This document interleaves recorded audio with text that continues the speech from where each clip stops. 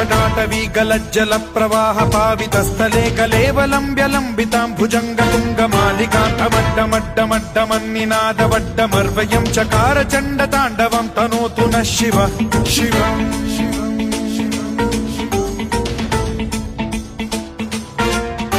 जटाकटाह सम्भ्रम भ्रम निलिम्ब निर्झरी विलोल वीचि वल्लरी विराजमान मूर्धनि धगद्धगद्धगज्ज्वलल्ललाट पट्ट पावके किशोर चन्द्रशेखरे रतिः प्रतिक्षणम् मम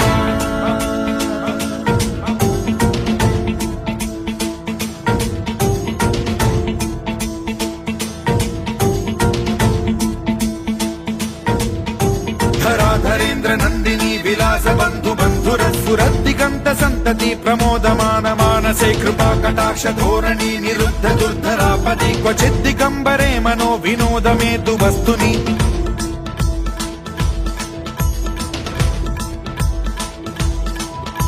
जटाभुजंग पिंगल स्फुरत् फणामणि प्रभा कदम्ब कुङ्कुमद्रव प्रलिप्त दिग्वधूमुखे मदान्ध सिन्धुर स्फुरत्वगुत्तरीय मेदुरे मनो विनोदमद्भुतं बिभर्तु भूत भर्तरि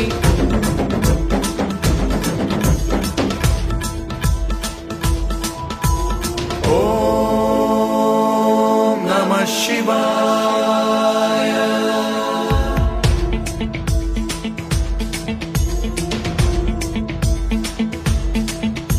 सदा शिवं भजाम्यहं सदा शिवं भजाम्यहम् ॐ नमः शिवाय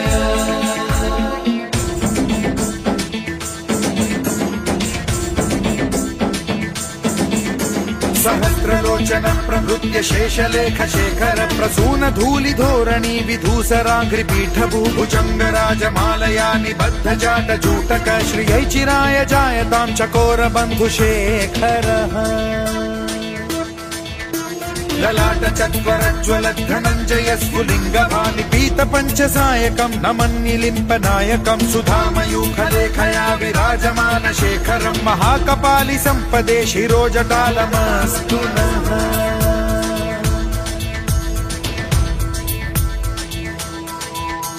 कराल भाल पंडिका धगद्धगद्धगज्ज्वलत् धनञ्जयाहुतीकृत प्रचण्ड पञ्चसायके धराधरेन्द्र नन्दिनी कुचाग्र चित्रपत्रक प्रकल्पनैक शिल्पिनी त्रिलोचने रतिर्मम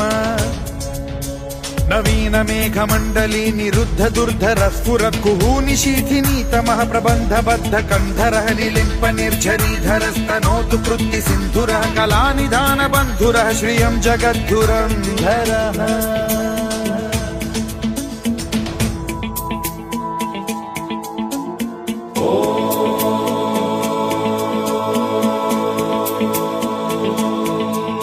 प्रफुल्ल नील पंकज प्रपंच कालिम प्रभावलंबि कंठ कंदली रुचि प्रबद्ध कंधरं स्मरच्छिदं पुरच्छिदं भवच्छिदं मखच्छिदं गजच्छिदान्धकच्छिदं तमन्तकच्छिदं भजे अखर्व सर्व मंगला कला कदम्ब मंजरी रस प्रवाह माधुरी विजृंभणा मधुव्रतं स्मरान्तकं पुरान्तकं भवान्तकं मखान्तकं गजान्तकान्धकान्तकं तमन्तकान्तकं भजे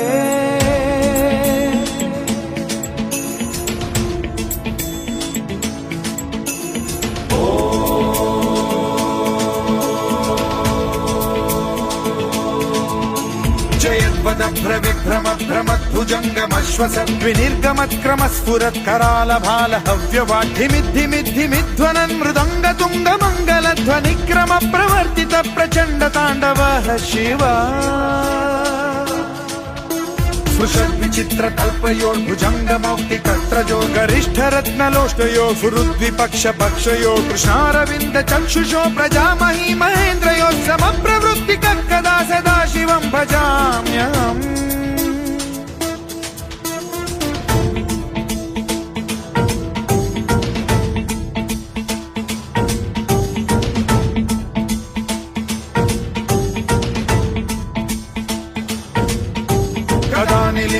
निर्झरी निकुञ्जकोटरे वसन् विमुक्तदुर्मतिः सदा शिरस्थमञ्जलिं वहन् विमुक्तलोललोचनो ललाम बाललग्नकः शिवेति मन्त्रमुच्चरन् कदा सुखी भवाम्यहम्